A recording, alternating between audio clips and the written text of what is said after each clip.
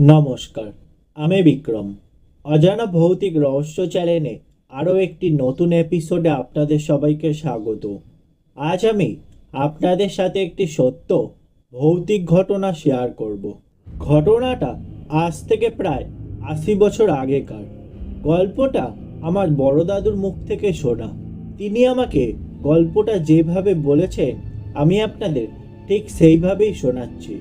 আশা করি আপনাদের খুবই ভালো লাগবে। এই রকম সত্য ভৌতিক ঘটনা শোনার জন্য অবশ্যই চ্যানেলটা সাবস্ক্রাইব করে দেবেন।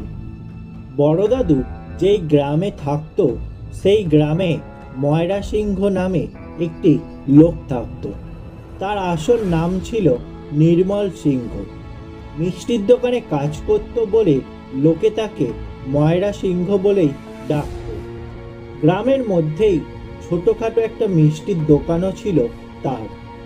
ময়রা সিংহ মরে যাওয়ার পর সে দোকান উঠে গেছে। বড় দাদুদের গ্রাম থেকে বেরোবার মুখে কুলির রাস্তার ধারে একটা বেল গাছে নাকি একটা ভূত থাকতো। ভূতটা কারো কোনো অনিষ্ট করতো না, কাউকে ভয়ও দেখাতো না, শুধু সন্ধ্যার পর গাছের ডালে বসে পা দোলাতো।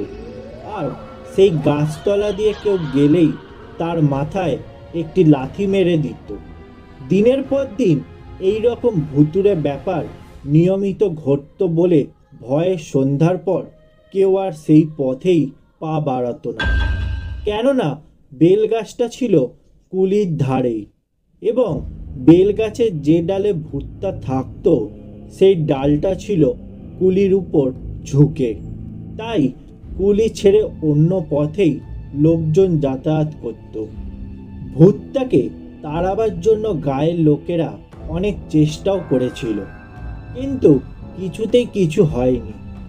ওঝা গুণিন ডেকে নানা রকম ক্রিয়াকলাপ করেও তাড়ানো যায়নি সেই ভূতটাকে।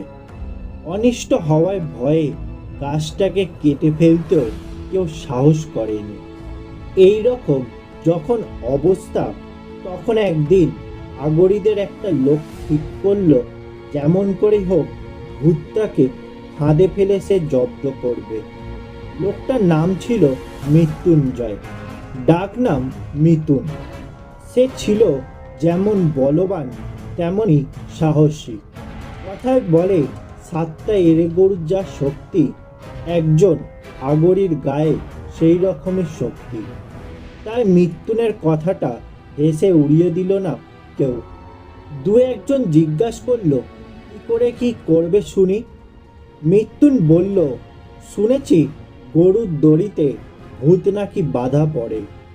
সেই গরুর দড়ি দিয়েই ভূতটাকে আমি বাঁধব। এই বলে ভূতটাকে কায়দায় ফেলবার জন্য মৃত্যুন আরও দু একজনকে সঙ্গে নিয়ে তোড়জোড় শুরু করে দিল। তারপর একদিন রাত্রির বেলা শুরু হলো তাদের ভূত ধরার অভিযান। ময়রা সিংহের দোকানটা হলো তাদের ঘাঁটি। দোকানে খাওয়া দাওয়ার জন্য লুচি, মন্ডা, মিঠাই ইত্যাদি তৈরি হতে লাগলো। মৃত্যুন বলল, এইবার শুরু হোক আমাদের কাজ, কিন্তু এ কাজের জন্য চাই একটা শক্ত দড়ি আর দুটো তেজি বলদ। একজন বলল, দড়ি তো জোগাড় হয়েছে, কিন্তু বলদ কোথায় পাবো? কারোর কাছ থেকে চেয়ে নিয়ে এসো। কিন্তু ভূতের সঙ্গে বোঝাপড়ার জন্য বলদ দিতে কি রাজি হবে কেউ? মৃত্যুন কিছুক্ষণ চুপ করে কি যেন ভাবল, তারপর বলল, কেউ নাই দিক, কোথা থেকে চুরি করেই আনতে হবে। তাই হলো, চুরি করেই আনা হলো। পূর্বপাড়া থেকে লুকিয়ে একজনের বলবান দুটো বলদ নিয়ে আসা হলো। তারপর শুরু হলো আসল কাজ।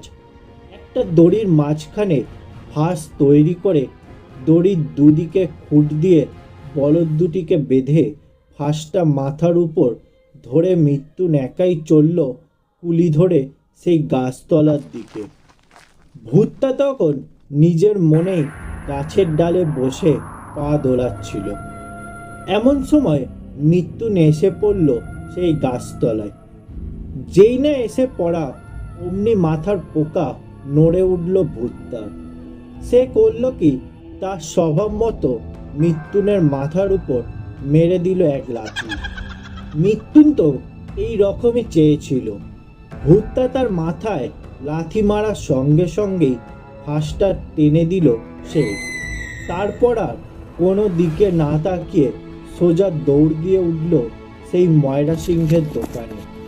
সেখানে মৃত্যুনের জন্য যারা অপেক্ষা করছিল, মৃত্যুন তাদের নিজের কীর্তির কথা বলে সকলের সঙ্গে হাতে হাত মিলিয়ে খেতে লাগলো লুচি আর মন্ডা মিঠাই।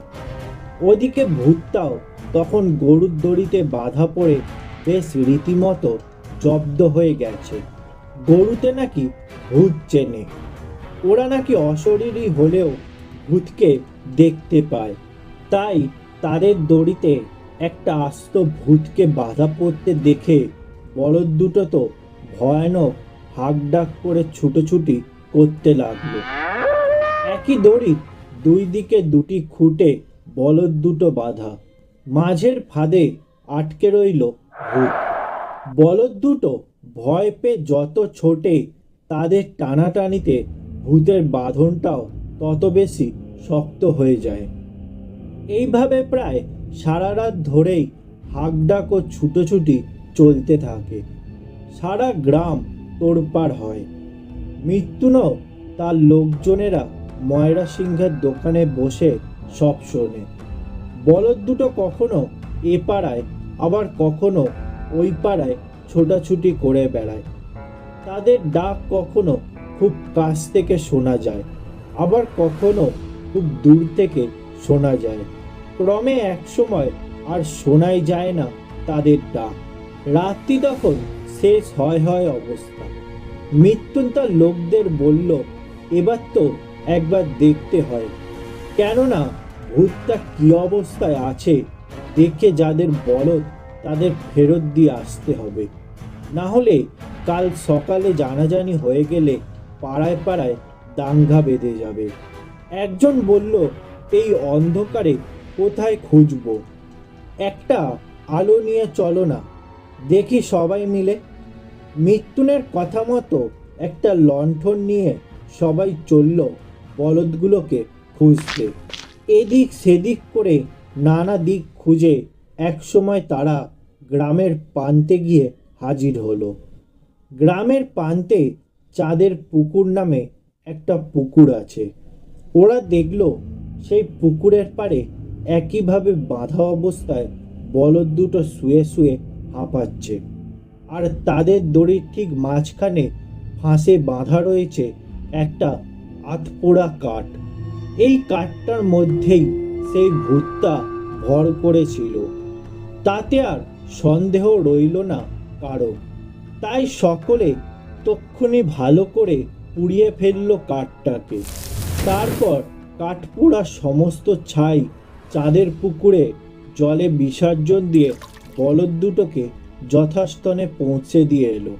ভূতের উৎপাতও বন্ধ হয়ে গেল সেদিন থেকে। গ্রামের লোকেরা আবার নিশ্চিন্ত হয়ে সেই পথে চলাফেরা করতে লাগলো। এই ছিল আজকের সত্য ভৌতিক ঘটনা। গল্পটা ভালো লেগে থাকলে লাইক, শেয়ার ও কমেন্ট করে দেবেন। এই রকম সত্য ভৌতিক ঘটনা শোনার জন্য অবশ্যই চ্যানেলটা সাবস্ক্রাইব করে দেবেন।